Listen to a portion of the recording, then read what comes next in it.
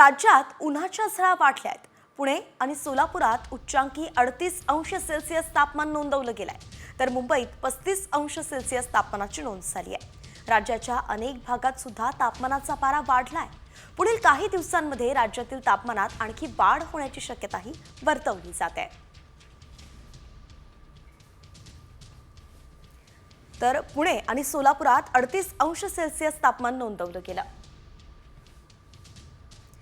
मुंबई आणि नागपूरमध्ये 35 अंश सेल्सिअस तापमान होतं। संभाजीनगर आणि नांदेडमध्येही 35 अंश सेल्सिअस तापमान होतं। तर कोल्हापुरातही 35 अंश सेल्सिअस तापमान आहे। शिवाय नाशिकमध्ये 34 अंश सेल्सिअस तापमानाची नोंद झाली आहे।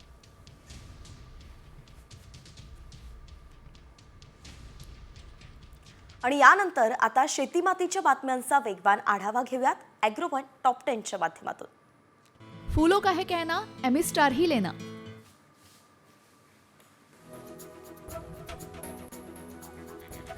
नंदुरबार जिल्ह्यात तापमानाचा पारा 33 अंश सेल्सिअस वरती पोहोचला असून याचा फटका आता फळ उत्पादक शेतकऱ्यांना बसतोय। वाढत्या उन्हामुळे पपई आणि केळी या फळबागांना मोठा फटका बसलाय। केळी आणि पपई फळबाग खराब होण्याची भीती शेतकरी व्यक्त करतायत।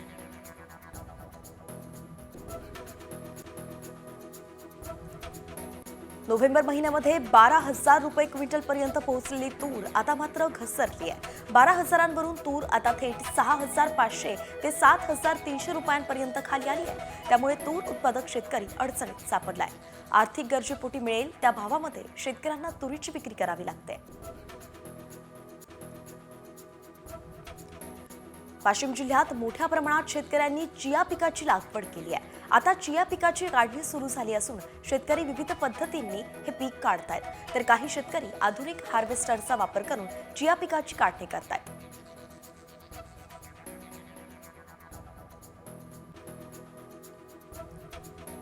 पुण्याच्या खेड तालुक्यामध्ये कांद्याच्या विक्रमी बाजारभावानं शेतकरी लखपती झालाय।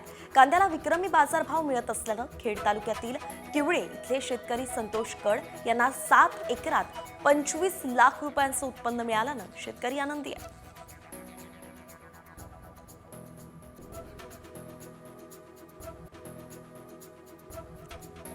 आता पालघरमध्ये सुद्धा स्ट्रॉबेरीचे मळे बहरणार आहेत, कारण अनेक समस्यांवरती मात करून डहाणू भागातील शेतकरी विविध नाविन्यपूर्ण प्रयोग यशस्वी करतात। स्थानिक बाजारपेठेमध्ये प्रति किलो 300 रुपयांचा भाव आता मिळतोय।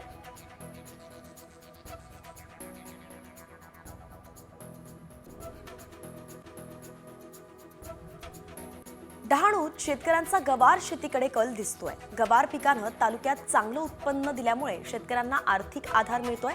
सध्या गवार पिकाला दररोज 45 ते 50 रुपये प्रति किलोचा दर मिळतोय। गुजरात आणि मुंबईसारख्या बाजारपेठांमध्येही ते पाठवले जात आहेत।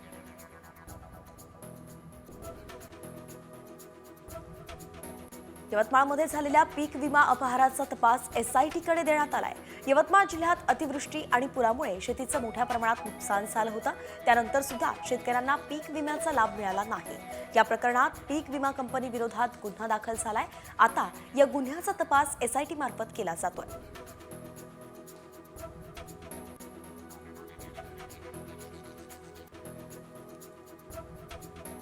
पुरंदर तालुक्यातील नीरा कृषी उत्पन्न बाजार समितीच्या मुख्य बाजारात झालेल्या लिलावामध्ये कांद्याला शेकडा 3,260 असा विक्रमी भाव मिळालाय। शेतकऱ्यांना जवळपास बाजारपेठ उपलब्ध झाल्यामुळे आणि चांगला भाव मिळाल्यामुळे परिसरातील शेतकऱ्यांनीही समाधान व्यक्त केलंय।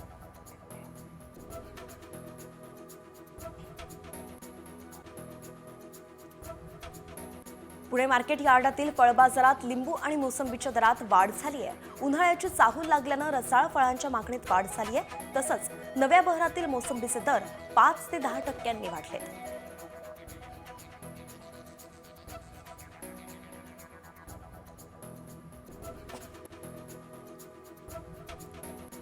राज्यातील तब्बल 2 लाख शेतकरी नोंदणी करूनही सोयाबीन पिकापासून खरेदीपासून वंचित राहिले आहेत।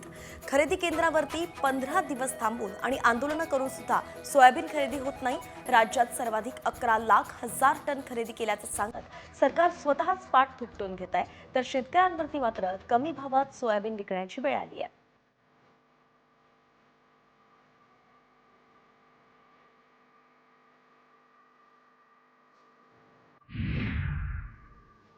कोल्हापुरातल्या पन्हाळा परिसरातील पावनगडाच्या पायथ्याशी गव्यांचा कळप दिसून आलाय. धबधबेवाडी डोंगरात 30 गव्यांचा कळप दिसून आल्यानं शेतकऱ्यांमध्ये भीतीचं वातावरण निर्माण झालंय.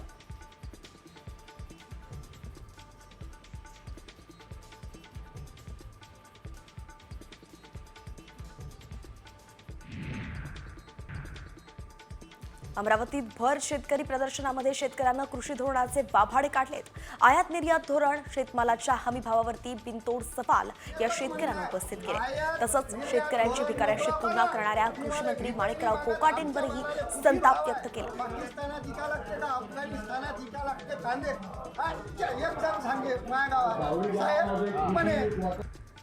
अमरावतीमधील अत्याधुनिक सार्वजनिक शौचालयाच्या मुद्द्यावरून बच्चू कडूंची प्रहार संघटना आक्रमक झाली आहे. 2 वर्षांपासून धूळखात पडलेले शौचालय प्रहारनं कुलूप तोडून सुरू केलाय. लाडक्या बहिणींच्या हस्ते या शौचालयाचं उद्घाटन करण्यात आलं. प्रहारनं यावेळी ढोल वाजवत कुलूप तोडो असं आंदोलन केलं.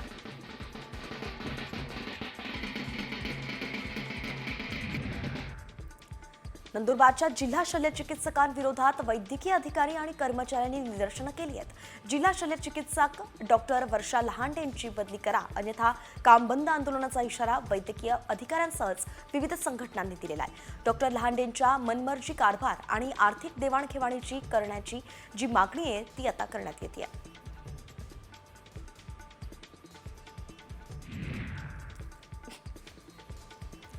धाराशिवमधील उमरगा इथे उपविभागीय अधिकारी कार्यालयासमोर महिलांनी उपोषण केलं.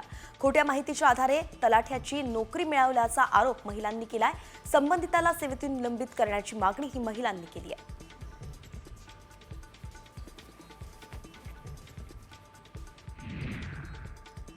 जालना जिल्ह्यातील सरकारी कंत्राटदाराची जवळपास 400 कोटी रुपयांची बिलं सरकारकडे थकीत आहेत. हे थकीत बिल लवकरात लवकर मिळावं यासाठी कंत्राटदारांनी सार्वजनिक बांधकाम कार्यालयासमोर कामबंद आंदोलन केलं.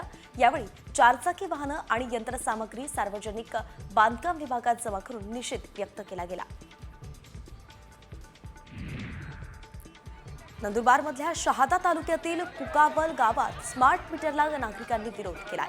स्मार्ट मीटर बसवण्याचं काम महावितरण विभागाकडून सुरू आहे. गावात नवीन केबल टाकत स्मार्ट मीटर बसवण्याच्या विरोधात नागरिकांनी मोर्चाही काढला.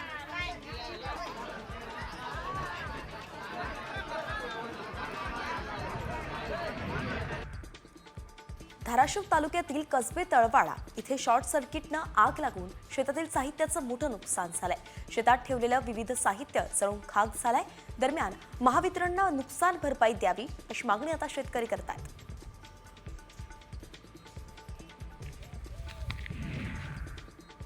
चंद्रपूर शहरातील अंचलेश्वर गेटजवळ एका बंद घरात गॅस सिलेंडरचा स्फोट होऊन लागलेल्या आगीत घर जळून खाक झालं. घरातील संपूर्ण साहित्य जळालं असून लाखोंचं नुकसान झालंय.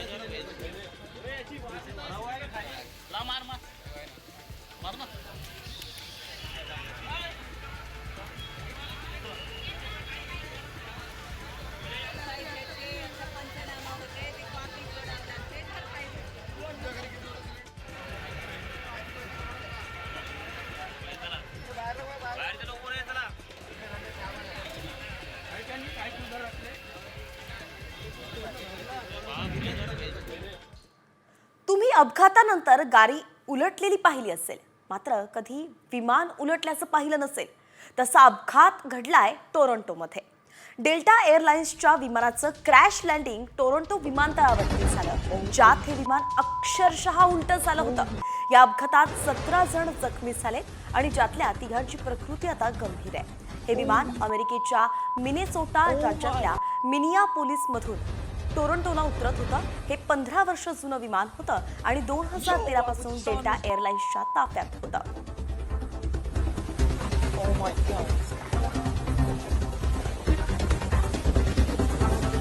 Drop it! Come on!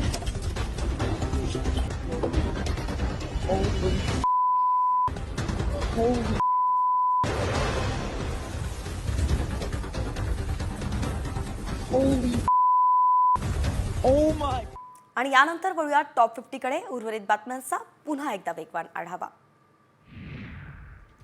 ST महामंडळातील कर्मचाऱ्यांचा मागील काही महिन्यांपासून पीएफ जमा करण्यात आला असल्यानं समोर आलेलं आहे. ऑक्टोबर महिन्यापासून महामंडळानं पीएफ जमा केला नसल्याचा दावा केला जातोय आणि त्यामुळे पुन्हा एकदा लाडकी बहीण योजनेमुळे राज्यातील अर्थव्यवस्थेवरती पडलेल्या बोजाची चर्चा सुरू झाली आहे.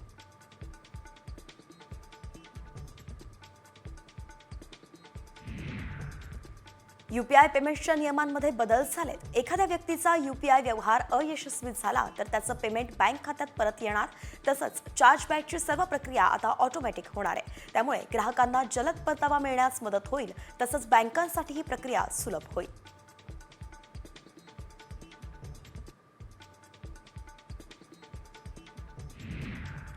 मालवण राजकोट किल्ल्यावरील छत्रपती शिवाजी महाराजांचा पुतळा उभारणीच्या कामाला आता वेग आलाय. ऑस्ट्रेलियन कंपनीकडून वाऱ्याच्या वेगाची क्षमता तपासणी करण्यात येते. प्रसिद्ध शिल्पकार राम सुतार यांच्या नोएडा इथल्या कारखान्यात ब्रॉन्झ धातूमधील हा पुतळा बनवला जातोय.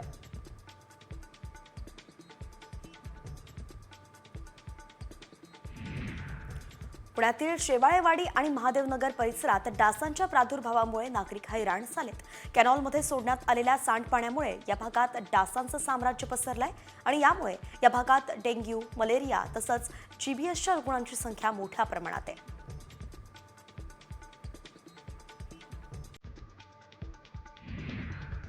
बैलगाडा घाटात 80 वर्षांच्या आजोबांनी कोलांट उड्या मारल्या.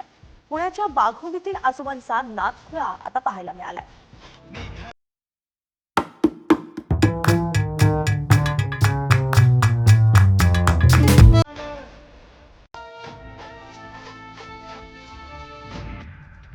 रिक्षा चालकांना तब्बल 19 प्रवासी रिक्षात बसवलेत. रिक्षात एवढे प्रवासी पाहून पोलिसांनी या रिक्षा चालकाला थांबवलं आणि सगळ्यांना खाली उतरवलं. अखेर पोलिसांनी या रिक्षा चालकावरती कारवाई केली आहे. हा सगळा प्रकार उत्तर प्रदेशच्या झांसी जिल्ह्यातला आहे.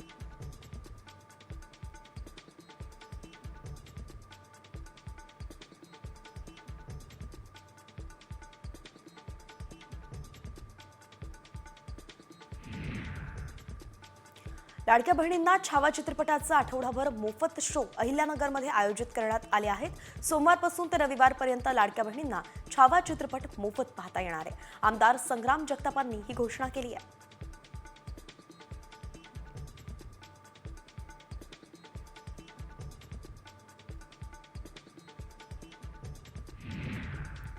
वांद्रे पश्चिम विधानसभा मतदारसंघाचे उपविभाग प्रमुख जितेंद्र जानावळेंनी ठाकरे सेनेला राजीनामा दिलाय. मशाल चिन्ह मिळाल्यानंतर पहिली मशाल घेऊन ते मातोश्रीवरती आले होते. मात्र त्यांनीच ठाकरेंचा हात सोडलेला आहे. 6 वर्ष कार्यक्षेत्राबाहेर नियुक्ती करून राजकीय षडयंत्र केल्याचा आरोप जानावळेंनी केलाय.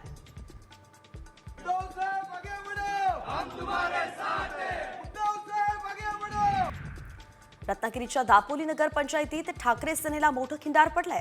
इथले 5 नगरसेवक मंगळवारी शिंदे सेनेत प्रवेश केलाय. या नगरसेवकांनी विधानसभा निवडणुकीपूर्वी राष्ट्रवादीतून ठाकरे सेनेत प्रवेश केला. मात्र आता विकास कामांसाठी शिंदे सेनेत प्रवेश करत असल्याचं ते म्हणाले. साताऱ्यातील कोरेगाव मतदारसंघातील निगडी गावातील शरद पवार गटातील सरपंच आणि उपसरपंच यांच्या अनेक सदस्यांनी शिंदे सेनेच्या गटात प्रवेश केलाय. आमदार महेश शिंदे यांच्या उपस्थितीमध्ये हा प्रवेश करण्यात आला. महापालिका निवडणुका आधी झालेल्या प्रवेशांमुळेच शशिकांत शिंदे यांच्या गटाला आता मोठा धक्का मानला जातोय.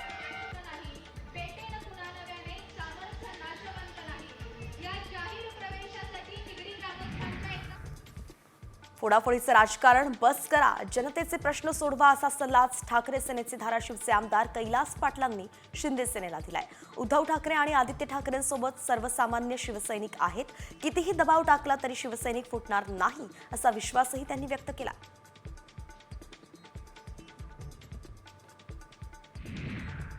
अनेक लोक पक्षप्रवेशासाठी रांगेत असून त्यावरती शिंदे साहेब निर्णय घेतील असं विधान शिंदे सेनेचे रामटेकचे आमदार आशिष जयस्वाल यांनी केलंय.